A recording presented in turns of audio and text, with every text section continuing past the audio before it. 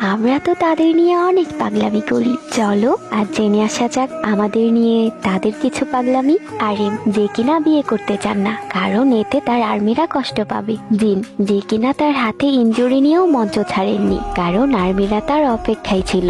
সুগা, যে কিনা কিছুদিন তার আর্মিদের দেখতে পাবে না বলে কাঁদতে কাঁদতে স্টেজেই অজ্ঞান হয়ে গিয়েছিল। যেই হোক, যিনি কিনা 103 ডিগ্রি জ্বর নিয়েও লাইভ পারফরমেন্স করেছিলেন শুধুমাত্র তার আর্মিদের খুশি করার জন্য। জিমিন, যে কিনা বারবার তার কণ্ঠ হারিয়েও গান গেয়েছে, কারণ তিনি তার আর্মিদের হতাশ করতে চাননি।